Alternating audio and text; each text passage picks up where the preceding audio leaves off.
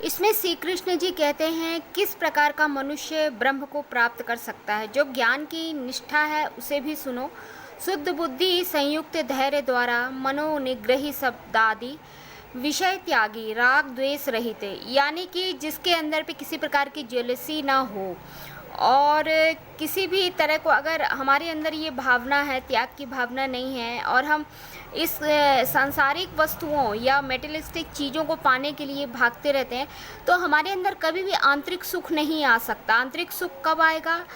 जब हम पार ब्रह्म की तरफ आगे बढ़ेंगे। हम अपने अंतःकरण में श्री हरि या विष्णु या कृष्ण भगवान की मूर्ति का उनका ध्यान करते हुए, कि जब हम उनके इस तत्व को समझ जाएंगे कि जो कुछ भी पार ब्रह्म है, जो कुछ भी यह सृष्टि है, सूर्य का निकलना और अस्त होना, चंद्रमा का निकलना, ये सब प्रकृति, ये सब किसी परमात्मा परमेश्वर की उससे चल रही है।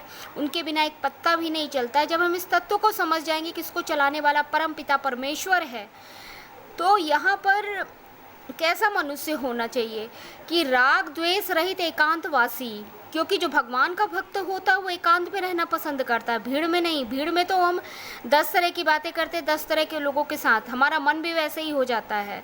तो स्वल्पाहारी जो बिल्कुल सादा भोजन करता हो, ध्यान परायण, है ना, विरागी, अहंकार, जिसके अंदर घमंड ना हो, अभिमान ना हो, क्रोध ना हो। क्रोध हमें कब नहीं आता? जब हम ये चीज़ समझ जाते हैं कि ये सब एक माया है, हमारे अंदर की शक्ति को छीर्ण करने के लिए। जो हम परमपिता परमेश्वर में लगाना चाहते हैं वो हम क्रोध के जरिए बर्बाद कर रहे हैं।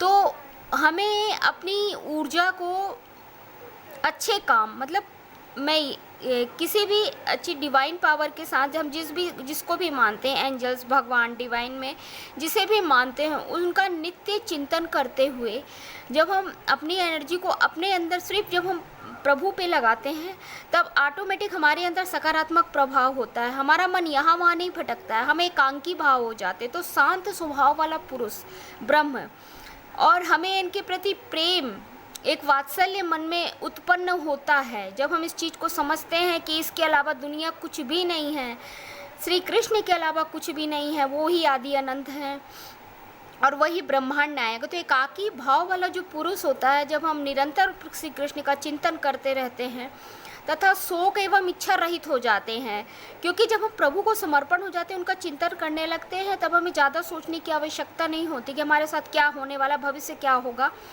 हमें बस इतना पता है जो कुछ होगा, जो भी करेंगे, हमारे कृष्ण हमारे लिए अच्छा ही करेंगे। सब भूतों से समभाव रह करके, कैसी भी परिस्थिति हो, ना तो बहुत दुखी होता है ना बहुत सुखी होता है, क्योंकि ये सब क्षण भंगुर होते हैं। आते जाते जिस तरह सुबह शाम दोपहर अंधकार का बाद फिर सुबह होती है, उसी तरह सुख के पीछे दुख भी आता है और दुख के पीछे सुख भी आता है। तो इसे क्षण भंगुर मान करके कुछ समय के लिए है, फिर हमारी स्थिति, हम प्रभु के शरण में है तो हमारा कोई कुछ नहीं बिगाड़ सकता, न कभी हमारा समय खराब हो सकता है। परम भक्ति को प्राप्त करता है ऐसे जिस पुरुष ने मेरे तत्व को जान लिया है और मैं जैसा हूँ यथार्थ में इसे समझ लिया है, तो वह पराभक्ति के प्रभाव से मुझ में प्रवेश कर जाता है।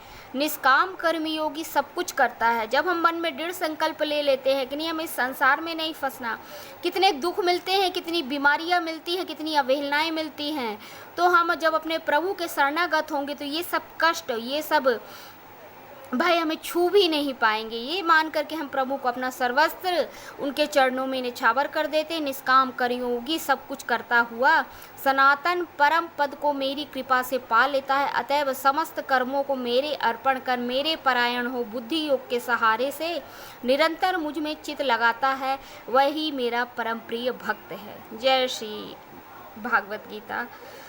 जय श्री राधे कृष्ण। जय श्री हरि विष्णु।